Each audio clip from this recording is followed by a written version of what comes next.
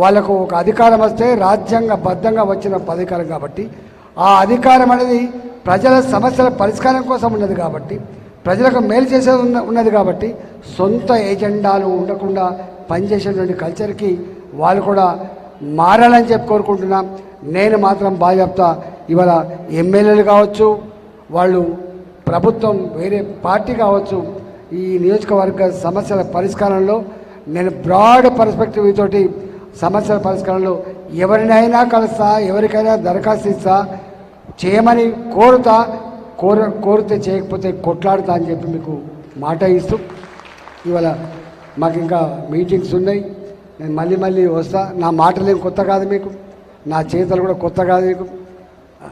అన్ని రకాల అర్థం చేసుకున్న వాళ్ళగా అన్ని యాంగిల్స్లో విధాల పరిశీలించిన తర్వాతనే నాలాంటి వాళ్ళకి ఇంత గొప్ప మెజార్టీ ఇచ్చింది. కాబట్టి నాకు తెలిసి ఎల్బీ నగర్ నియోజకవర్గం దాని చరిత్ర ఇక మళ్ళీ ఈ చరిత్ర సాధ్యం కాకపోవచ్చు.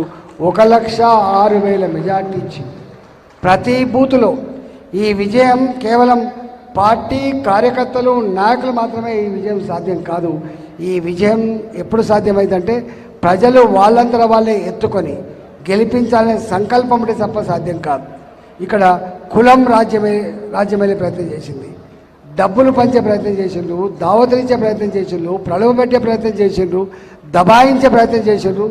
ఇన్ని ఉన్నప్పటికి కూడా ఇక్కడ చెల్లేది ధర్మమే, ఇక్కడ నడిచేది న్యాయమే, మమ్మల్ని శాసించే అధికారం ఎవరికి లేదు, శాసించేది మేమే అని చెప్పి శాసించగలిగే శక్తి సత్తా అధికారం మాకు మాత్రమే ఉందని చెప్పి మీ ఆత్మను ఆవిష్కరించి వాటిని అన్నిటి కూడా తొక్కిపడేసి ఒక గొప్ప చరిత్రకు శ్రీకారం చుట్టాడు. హుజరాబాద్లో ఆనాడు 2021లో ఎన్ని వందల కోట్లు పంచినా, ఎన్ని ప్రలోభాలు పెట్టినా, దబాయించే ప్రయత్నం చేసినా అక్కడ ఎట్లయితే చెల్లలేదో ఇక్కడ కూడా అది చెల్లలేదు. ఇలా మల్కాజ్గిరి మొదటి చెప్తున్నా, ఇవాళ విజ్ఞులకి, జ్ఞానవంతులకి, సామాజిక స్పృహకి అన్నిటికీ మిక్కిలి మంచేందో చెడేందో తర్కించగలిగే శక్తి ఉన్న నియోజకవర్గం మల్కాజ్గిరి అని చెప్పినాం.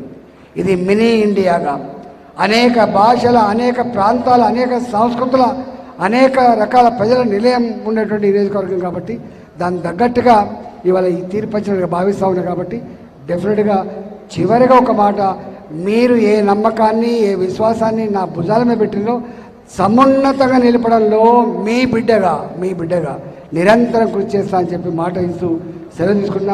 భారత్ మాతాకి